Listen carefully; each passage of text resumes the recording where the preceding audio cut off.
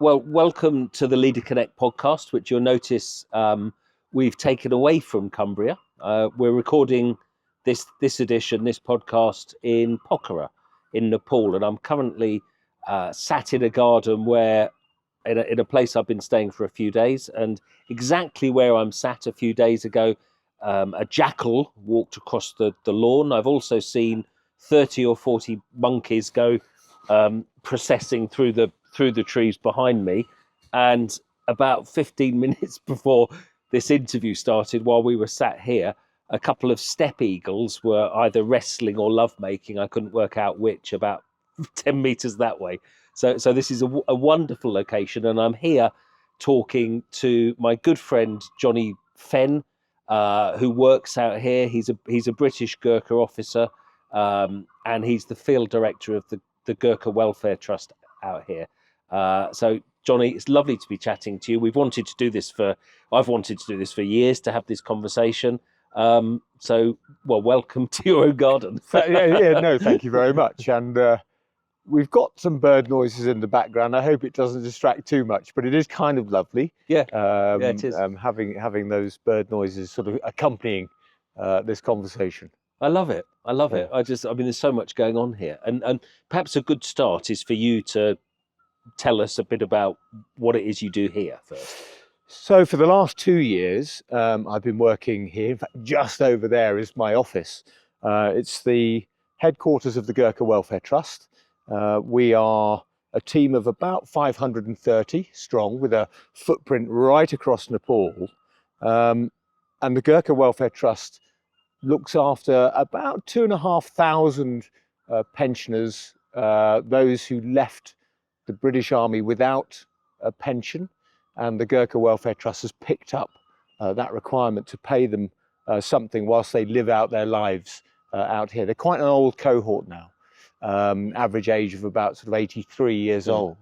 And so my teams across Nepal looking after these elderly ex-Gurkhas, or more often their widows, in the hills of Nepal, just to make sure that they can live out their lives with dignity, really. So it's medical care, it's welfare care, it's hardship grants, it's building earthquake homes. So obviously a big earthquake here in 2015 destroyed a lot of the houses that our beneficiaries live in.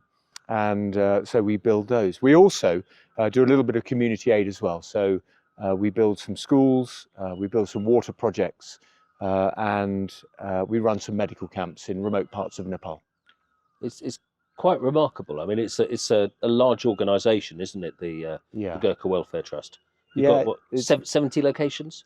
So yeah, I mean, there are 20 welfare centres in Nepal, and we've got one in Darjeeling as well, so one in India. So we still have some beneficiaries living in India, but 20 welfare centres that sort of spread across almost all of Nepal. Not much in the northwest of Nepal, because that was a long way away from our recruiting efforts when Nepal was a closed country and we couldn't sort of come in. So we didn't do much in those far west areas. And where we're sat now, we're in the British camp in Pokhara. Yeah. This is also where, and I know it's not the process you run now, but you've been involved with it many times, I think, over the years. This is where Gurkhas are recruited to the British Army. Exactly that, yeah. So and just 2 weeks ago, we had Commander Field Army come out here to take the attestation parade for those almost 300 Gurkha soldiers that are now in Catterick in the rain and the cold in the UK, having travelled out of this wonderful weather to go and start their lives as Gurkha soldiers in the British Army. So yes, this is really the beating heart. It's the geographic centre of Nepal, really, Pokhara, but it's the beating heart of that sort of Gurkha effort for recruiting. And the selection process that these lads go through, can you talk a little bit about what it is they do? Because the standards are high, aren't they? The standards are really, really high. I mean, to a degree, it's far harder to get into the Brigade of Gurkhas than it would be to get into the British Army, because there's so much competition for it. And, we talk about, in terms of numbers, if we're taking, we had 300-ish that recruited or attested and has now gone to Catterick. That started with about 25,000 that we looked at the beginning of the year. It's a year-long process, so we do some regional selection up in the hills just to make sure that people have got the right sort of academic qualifications to continue that process for selection here. And then it all ends up here in this camp with about 1,000 at the end, who then are the guys that are selected for the British Army. It's an incredible process. And this your house here, which is just out of shot, you have a procession of really interesting. I mean, I've been here a few days, but I know the room that I'm in, you've had some very interesting people stay in previously. We have. Haven't you? So Joanna Lumley has stayed here. The Duke and Duchess of Edinburgh used my room for 3 days for sort of changing in when they did the attestation parade the year before this one. Commander Field Army was here. Harry Buddermugger, one of our Gurkha Welfare Trust ambassadors who lost his legs in an explosion in Afghanistan above the knee and was the first to summit Everest with that sort of disability. Kenton Cool, who has summited Everest more than any other non-Nepali. Yeah, so it's a really interesting place to be, because seeing these people coming through and getting to interact with them is just a joy. It's a real honour, actually. Yeah, and I mean, you meet some very interesting people. However, the reason that I wanted us to have this conversation is because you've done some really interesting stuff yourself, and what I'm thinking of is, before you took over your current job, you walked from west to east across Nepal, sort of on your own, but supported by two porters. Yes, yeah. And you did it without a map. Yes. And you spent something like 6 weeks walking. 16 weeks walking, which is a quite remarkable journey. And that's really what I want to hear about. No, well, exactly. No, I originally left the British Army in 2012. Had my own sort of commercial businesses going on, and then through the things that I was doing, and I was teaching photography, and I was bringing groups of people out to come and learn photography. I came to Nepal at least once a year, every year from 2012 until 2023, which is when I did the walk across Nepal. And following that walk across Nepal, I've ended up rejoining the army.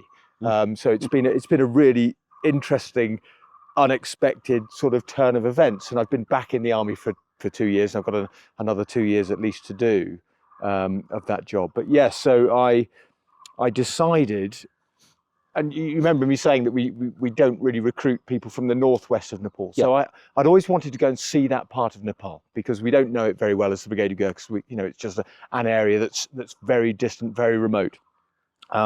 And so I had decided I wanted to go and sort of walk in those hills. And my wife, Blue, who's been terribly supportive, she said, well, look, why don't you just keep going? Why don't you just keep going all the way across? So so really it was a decision that I thought, gosh, can I spare 4 months to do this walk? And if I can, why on earth wouldn't I do it? I felt fit enough to do it. I didn't have any particular sort of physical problems. So I thought that's what I would do. And you had a really specific end date in mind. You were trying to finish on the date that a school which a project to obviously you can explain it better than I can, but a mutual friend of ours, Chakra Saab, has been doing a project to renovate a school. I mean, a huge project, and you timed your walk remarkably to finish on exactly the day that project completed. I don't know how you could have done that. No, we were talking about this yesterday. I don't know how I did it either. It was, so I had to, so the school was, we basically built a 3-story boarding house in this really remote village right next to the border with Nepal and India. So at the very end of where I wanted to end up. Because the village needed, kids were walking for hours and hours each day to come to this really quite good school. Like 2 hours or 3 hours walking, some of them, I think. Yeah, so so 3 hours there, 3 hours, 6 hours in your day of walking to and from the school, and so kids, sometimes they just wouldn't turn up. It was too difficult. Maybe the monsoon had happened or whatever. So we wanted to build something where, and this is through Chakrasar, Major Chakra, who you've mentioned. So a serving Gurkha officer who comes from that village. Yeah. He went to that school, and so he and me and an old friend of ours called Lt Col Paul Gillam tried to raise some money to build this thing. As it was being built, we got the word that it should be finished on around about the 1st of May. So I thought, well, look, if I start walking at the beginning of January, can I get all the way across Nepal by the 1st of May to be there to open the school and meet Chakra there as well, and some other sort of Brits that had been involved with it? Could I get there across Nepal? And so, and looking at where we are now in Pokhara, which I say is the geographic sort of centre of Nepal, I thought, well, if I can get there in 8 weeks, then I should be able to get from Pokhara to the other side in 8 weeks. So I thought that's 16 weeks. And then I sort of, on a big map of Nepal, I sort of split the bit between the west of Nepal and Pokhara. I thought, well, if I can get there in 4 weeks, and then I split that, I said, if I can get there in 2 weeks, and if I can do that in a week, then I sort of had myself this program to do it. Really terrifying for the first week or so, because I thought, I'm just not making the distance. I didn't realize actually we were making the distance, but it just didn't feel like we were making any inroads at all into the distance of this amazing country of Nepal. And of course, it's not flat. There are some significant hills and mountains in Nepal that I knew that I was going to have to sort of navigate and negotiate. And so I'd drawn myself a rough line. I'd sort of briefed people. In fact, I went to the headquarters of the Gurkha Welfare Trust, and I stood very grandly next to a map in Nepal and said, I'm going to walk across here. I'm going to do this bit and this bit and this bit. Really not having a clue where I was going, because I didn't have a map. I just wanted to ask locals, where are the old routes? How would you walk to that next village east of here? So I had a compass. And I'd sort of point the compass somewhere and say, right, there's a village over there. How do I get to that village? And so I'd ask the villagers. And it was fascinating, because if I asked people who are sort of under 30 or under 40, they'd say, oh, Shab, you must, there's a new road and you can get a taxi or a motorbike and you can go there. I said, no, I'm walking. Padali Yatri, you'd say this in Nepali to these guys, and they'd go, oh, no, you don't have to walk. You can get a taxi or you can get a bus or something. Whereas if you ask the older generation, you say, look, I want to get to that village over there. They say, oh, yes, you go, oh, Mati, you go up this hill. You'll find a temple at the top and you turn right. And then there's a fork in the path and you sort of go over this hill and you go down that way and you sort of come. So they knew all the old paths. Whereas the youth now, because there's so much road building going on in Nepal, their view was that if you want to go anywhere, of course, you're going to go the quickest way possible. It's a wonderful way of meeting people, really. You were being guided by whoever you met, and you didn't know who you'd meet. Yeah. I mean, and super friendly as well, I have to say. I mean, that was remarkable. I know that Nepalis are really friendly anyway. I hadn't realized that even out in the most remote places, how friendly and willing to help they were going to be. I mean, everywhere we stopped, because we stayed in tents. So I had these two porters, these two incredible guys that I'd known. Well, I'd known one of them, Mini Lama Tamang. I'd known him for a long time. He's a porter here with British Gurkhas, Pokhara. And I've used him a few times to sort of help me get from place to place. He kind of just sniffs the air and knows which way to go. He's a very clever guy. And I'd arranged for him and a cousin of his called Budi Bahadur Tamang to do this portering.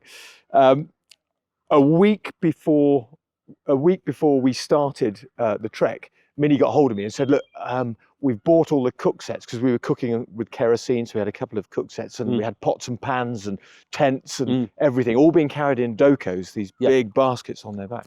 He said, look, I bought all the kit, and Budiman just won't be strong enough to carry it. It's 45 kilos that he was going to have to carry. And then Minnie was carrying whatever the weight was, depending on how much we'd eaten. So he'd be carrying potatoes and rice.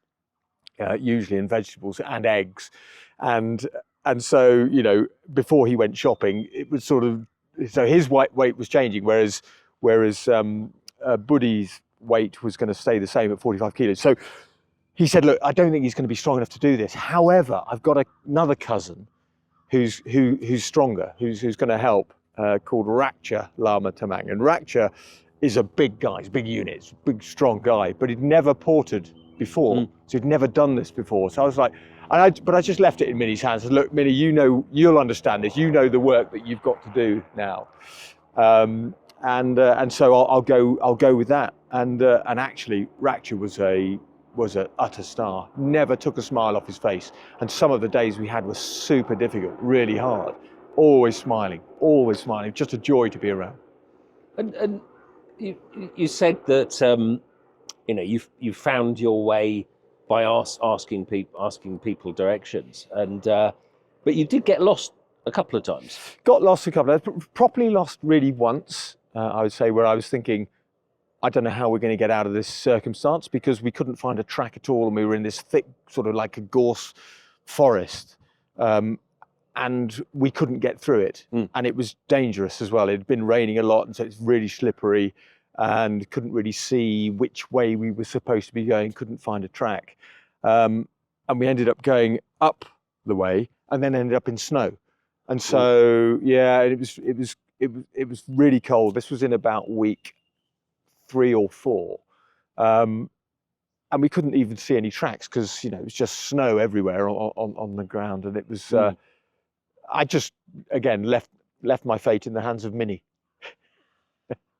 But it seemed to work. I mean, you did find your way back. We did find our way. I mean, if you will find a track always in Nepal. I've learnt that now. Yes. If you just keep walking on a compass bearing, you're going to find a track somewhere, because people still use all those tracks in the hills. A friend of mine, Nigel Williams, wrote a book about teaching navigation, and he suggests that actually it's really hard to get lost. We just panic when we're slightly mislocated. Okay. And actually, if we think about it, we can always find our way back to where we should be. And it seems that you've proven that. Yeah, do you know, the good thing was we were carrying all of our stuff. So actually, if we did get lost, we had food, we had shelter, we had clothing, we had waterproofs, that sort of thing. So I was never really that worried. I was just worried about losing time. And because at about that time, so we were up in the snow line, so we were up at about sort of just over 3,000 meters at that time. And the whole of the walk, I guess we went from about, highest was about 4,500 meters, lowest at about 140 meters above sea level. It was the start of the trek. I knew we were going to start in the cold and we were going to finish in the warm, because it's 4 months across Nepal. So end of the sort of winter bit, or middle of the winter to the beginning of the monsoon. I had a 3-season tent. I had a 3-season sleeping bag. So I thought that should get me through the cold. It should get me through the warm. I'll be somewhere in the middle. Bit of a mistake in the first few weeks. I was so cold, and the boys were pretty cold as well. They were sharing a tent. I was in a tent on my own.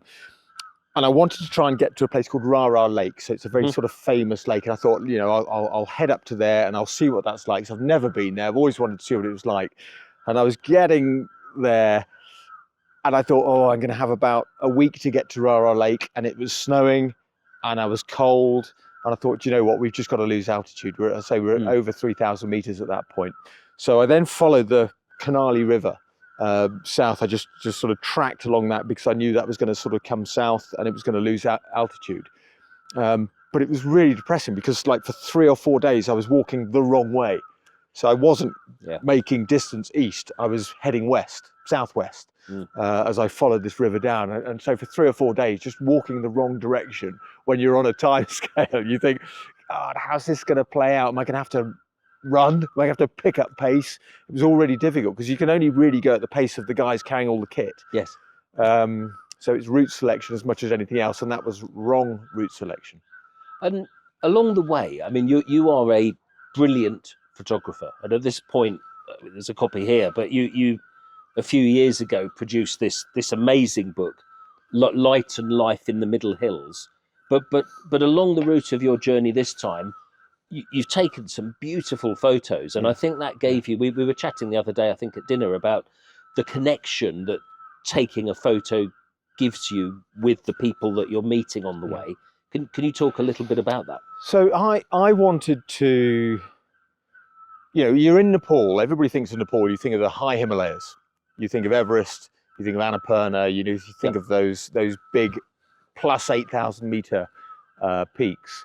I didn't really want to landscape photograph. I didn't want to be that photographer walking across the wall. I wanted to photograph the people, and was there a difference between the people in the West and the people in the East? So I basically was trying to make sure that I got a good sort of high quality portrait at least every day of somebody on my walk. So I sort of recorded the faces of this journey across Nepal, and it was, I averaged 12 photographs a day. So as a photographer, that's not very many photographs, but I was kind of, when 114 days was the whole walk, that's still quite a lot of photographs to look at the end of the trek. So when I started the trek, I was taking more photographs. When I finished the trek, I thought, I've got this photograph at 10 in the morning, so I can now not concentrate on my camera, because I was tired a lot of the time. It was really hard work sort of walking. And, with the kit, and I had not as much kit as they did, I have to say, but I did have a laptop, camera, batteries, chargers, stuff like that. So I was carrying all my technical gear. It was still about sort of 15, 18 kilos that I was carrying, so not nearly as much as them, but still quite a lot. But having to walk up hills and concentrate on photography was really difficult. A lot of time just staring at my boots, just going up, up, up, up, up, up, up. It was a lot of up. 70 miles of vertical ascent over the course of the trek. So it was a lot. 70 down as well. Yeah, it was tricky, but the photography was great, and it really did allow me some access. Having some Nepali helped, because I'd be able to speak to somebody and say, do you mind if I take your photograph? And they were always willing, always willing to take a photograph. I've seen how people light up when they realise that they speak your language. I mean, you speak to me pretty good Nepali, and I've seen people will speak to you in English, assuming that you couldn't possibly speak their language, and then they're delighted when you do. Yeah, they really are. I mean, it's a lovely thing about this country of Nepal. I mean, the friendliness is just unbeatable. And you were in some really remote places, weren't you? Yeah. I mean, places that people don't normally go to, or tourists don't normally go to. How do people respond to you when you got to these villages? It was so interesting. And I didn't want because in lots of places we went to, they had never seen anybody from outside their area, let alone somebody who looks different to them. And I didn't want to be the person who ruined it for them, or I couldn't be grumpy or anything. I had to be, it was really, really interesting. And gosh, some villages, children would be walking along the street and they'd sort of see us and then just disappear, just run away. And it was really annoying because I'd have my camera, I'd like, oh right, they've gone, they've disappeared. And there'd be grown-ups farming, and there'd be 3 or 4 fields away, and they'd see something going on in the village, and they'd come sprinting in from the fields, and then they'd hide behind a tree and just sort of peer around the tree, or there's a couple of villages where ladies would just be standing on their balcony and they'd just, who is this coming through the village? Yeah. And like you're a ghost almost. Yeah, it was just, gosh, I mean, what a privilege to be in a situation where like that. And some of those photographs were my favourite photographs, to see the expressions on, particularly the ladies that were there, just like, what's going on? Who is this? What's happened to our village? Who are these people coming through? Really interesting. Your best photos, of which I've seen a few, they really seem to capture emotion. When you look at them, you really, it's like it there's a sort of empathy for the subject of the photo. Do you know, I've because I was a portrait photographer anyway, I can sort of tell when the moment is right to take that photograph. Usually you've got to be quick. You've got to be super quick. So you can't pick your camera up and set the setting and go, oh, am I on the right aperture or whatever? It's got to be right there. And you take the picture really quickly. And that's more often than not the sort of the best way. But there is that, I don't know if that what makes a very good portrait photography. You've got to have a certain empathy with the person you're photographing, and they've got to be able to respond to that empathy. So that's interesting.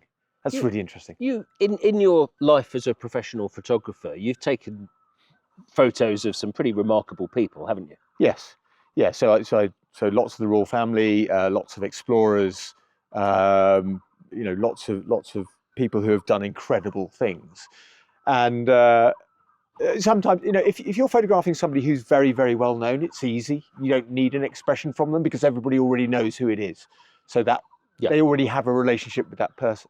If you're photographing somebody that they've never seen before, then it's got to be something. It's the twinkle in the eye. It's the tiny little curl in the lip on the smile that allows the person looking at the picture to engage with the picture. Yeah. And who have you most enjoyed photographing? Who have you worked with that was a real pleasure? It'd be so easy to say Joanna Lumley, because she always smiles beautifully and she knows that. But actually, I did a lot of commercial work for Lidl supermarkets, doing all of their people photography for their marketing website, nothing to do with their food photography. And it's the sweepers, the cleaners in the store, because they're always terrified. Because they're like, oh, why me, sort of thing, and trying to bring out the best in them. And we'd do little thing, make a face like a chicken's forehead, I'd say to them, and they'd come up with this sort of puzzled look, and then they'd smile, and then you get the photograph. So it's all those little tricks that you play. I always love, when you've got a commercial image, when you've got a commercially viable photograph, portrait. That was fun. Yeah, I was thinking you'd say the late Duke of Edinburgh or someone, but well, he was fun. He was fun. You only got 3 photographs with him, so he would listen to the clicks on the camera, and the third one, he'd stand up and walk out. So that was always interesting. Brilliant. But I've seen you in action, and I've seen you only take 1 or 2 pictures anyway, don't you? Yeah. And are there any life lessons? I mean, from, as you said, you turned 56 while you were walking. 55. Sorry, 55. But you took on a major challenge in your mid-50s and did a lot of thinking along the way. Have you got any advice that you would give others? Any life lessons that came out for you? Gosh, I mean, do it if you can. We are. Retirement is going to be fun for a lot of people, but usually your knees don't work as well as they should do. So if you're in a physical position to go and do something, go and do it. And it's wonderful working out here with the Gurkha Welfare Trust, particularly my staff, because every weekend I say, what have you done? And it's like Siddhartha, who's filming this, he's always on a mountain bike going up a hill, going to do something. Use the opportunity, for goodness sake. We're a long time dead, as they say, and actually sort of plonking yourself in a chair and watching the TV is, it's great from time to time, but it sort of ruins your life a little bit. If you've got the opportunity to do it, for goodness sake, do it. For goodness sake, do it. And I've spoken to a lot of people who've written books, but honestly, of all the people I know who've had adventures, your adventures are definitely amongst the most interesting. Is there going to be a book about your walk? There is. I'm pretty much complete. It's pretty much done. I've just got the last sort of photographs to put together to put into the book, and then get it published and printed and sorted in that sense. So yes, it will be out, I hope, this year, before October. And you and I have a bit of background in that we've both been officers in the Queen's Own Gurkha Logistics Regiment. At different times, we both commanded the same squadron.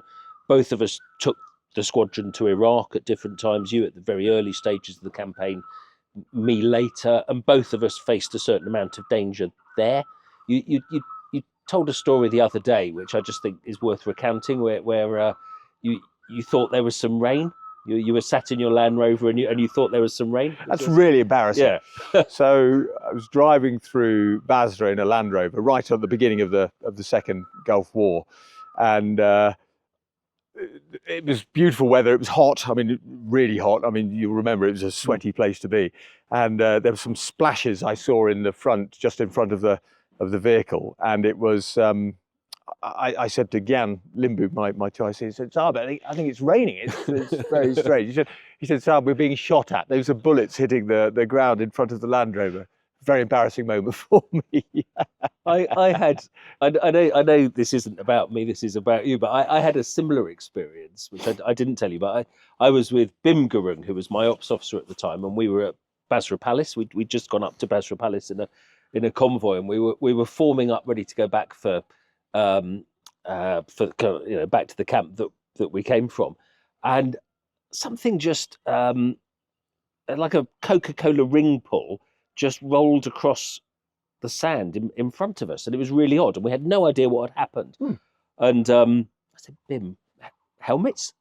Well, because it was just something was off and we didn't know what, so we put our helmets on, and it turned out that I think that first thing that had happened that we couldn't make sense of was a mortar landing maybe a couple of meters away from us that just hadn't gone off. So there hadn't been an explosion, because then the second one came in and did go off, which is why I've got a hole in my face. So I had the same thing. This kind of was this isn't right, but I don't quite know what's going on. But I was opening up the idea of danger, because you had a certain amount of danger in your walk. You encountered an earthquake. I remember seeing because you posted on social media a few times. I remember you saying, "Oh, I can hear a tiger roaring in the background." I mean, you were close to danger a few times. Yeah, so I mean, really interestingly, because yes, there was an earthquake, it's a sort of 5.6, I think, and we were just climbing up a hill and it shook a bit. So that was fine. The most dangerous part of the entire walk was 10 minutes from the start line. It was just ridiculous. So we're at the border with India.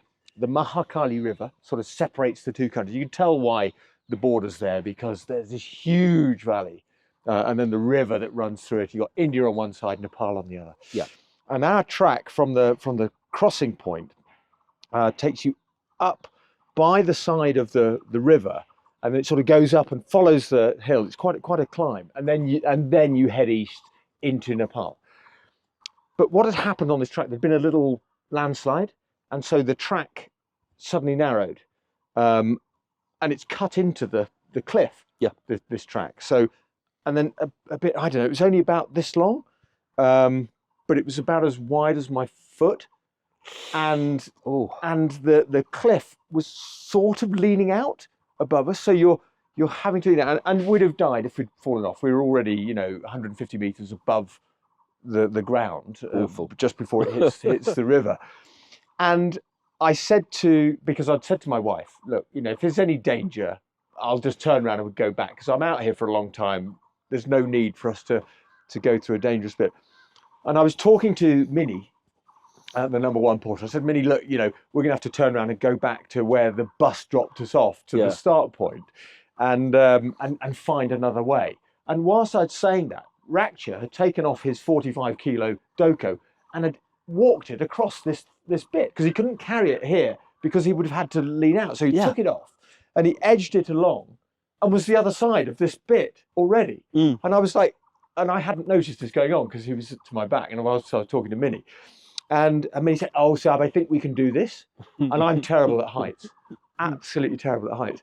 And so I was like, gosh, and before I'd sort of had time to sort of work out how I was saying no to Minnie had also taken off his doko and had gone across this bit. And so I had my rucksack, which I had to keep on my back, and that's fine because it's not like a big doko. And I went across this piece, and I, being terrified of heights, got across this bit, but the adrenaline in my system, it took me about 2 hours for that adrenaline to sort of come down to a sort of safe level again. And I thought, gosh, this is 10 minutes into the start of the walk. And how embarrassing would that be to sort of, to my wife to say, oh, he was going to walk across Nepal, but 10 minutes in, he fell off a cliff, and that was the end of it. And I was thinking, gosh, this is 10 minutes in, and I've got another 16 weeks to go. What else is going to happen? But actually, that was the most dangerous part of the whole walk. It sounds terrifying. It was terrifying. And it's interesting that I was wondering about the dynamics, because three of you doing such a long walk, it's quite intense, isn't it? Being with the same people day after day after day. But it feels like from the very beginning, at times, they had a leadership effect on you. Although it was your idea to do it, Yeah. they were pulling you Yeah. along sometimes. Well, certainly Mini en route selection, I always left it to him. Mm. So he would always, and I don't know how he did it, because there'd be a fork in the road and they looked identical to me. And it's like, well, we've got to go over there. And one fork goes this way, one fork goes that way. I wouldn't know which one. He always said, Simon, it's this way. And he was always definite about it. And he was always right. Wow. And I was like, how does he know that? And I was looking, you know, is there rubbish on the floor? Is there footprints that make it obvious which is the obvious way? And I just, you know, so many times, because and you're right, there are three of us, but those two walk together constantly, and I was either usually a long way ahead or a long way behind them, just depending on what the track was looking like and what was happening, or when somebody took a rest. You know, I said, I'm not going to take a rest now, I'm going to keep walking, I'm going to have a rest at the top of the hill. But they needed to, you know, rest when they needed to rest. And I didn't want to walk with them either. I wanted to be in my own headspace for it. It was kind of part of what I wanted to do, to see what was in the back of my brain whilst I was walking. And how did that work? I mean, what was it like having no input, I guess sometimes for hours, maybe days on end? Well, you think deeply about things. That was I you know, I had been on trek before that, about 2.5, 3 weeks long, so I knew I could do that. I didn't know what it was going to be like to be with my own head, because I had no music. I you know, I was determined I wasn't going to listen to music or anything. Just wanted to be connected to the place. And so it was really interesting to find out what I was going to think about, how I was going to think. Would I go mad? You know, just, you know, because the boys are both. So although they're Nepali, they're Tamangs. That's their surname, their caste, and they speak a Tamang language together. So I don't really know what they're talking about, and I didn't want to know. I just wanted to walk and have that support from them, knowing they were always there, and that whenever we wanted to stop, we could just stop and set up a tent or cook or whatever it was that we needed to do.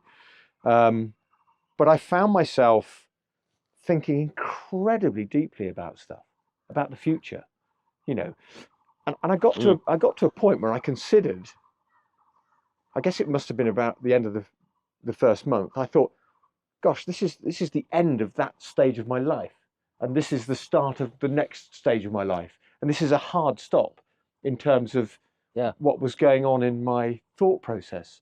You know, I had been a photographer for 12 years, and I knew that was going to finish. I knew that was going to end. I thought, but what comes next? And then I had sort of weeks of thinking, what comes next? What can I do next? And, you know, I'd gone through my head, I was going to be a farmer, I was going to run a separate business, I was going to do other things, but I was planning it all in huge detail. There's still time for all those things. Well, and here I am back doing this job. And so it was a hard stop. Yes. You know, it was that thing. I completely changed careers again. So did you listen to nothing for 16 weeks? Nothing. Wow. Yeah. I had a Kindle, which I read in my tent. And it was one of the old Kindles that didn't have a backlit thing, so I had to use a head torch to read it. But I mean, certainly in the first part of the trek, I'd be spending 11 hours each night in the tent, because sort of go to bed at 7 because it was so cold, and get up at 6, have breakfast, and then start walking. So 11 hours in a tent, you can't sleep for 11 hours. So actually the Kindle was really valuable. So that was really my only escape from the walk. And 16 weeks of pretty relentless exercise. Yeah. How did your body hold up? Really well. I love Scarpa, by the way, if I'm allowed to say. So I bought these Scarpa boots. I'd never had Scarpa boots before, and I had no blisters, I had no ankle problems, I had no foot problems, I had no knee problems or anything like that. And the same pair of boots lasted the entire walk. I got through 2 pairs of boot laces. My porters got through 4 pairs of boots each. Whoa. So they were getting through a pair of boots a month on the trek. But I guess, carrying more stuff, and also, the boots were quality. Local. The quality wasn't as good. my Scarpa boots I've still got at home, and occasionally I put them on again. I go, oh, they're like putting slippers on. It's so comfortable.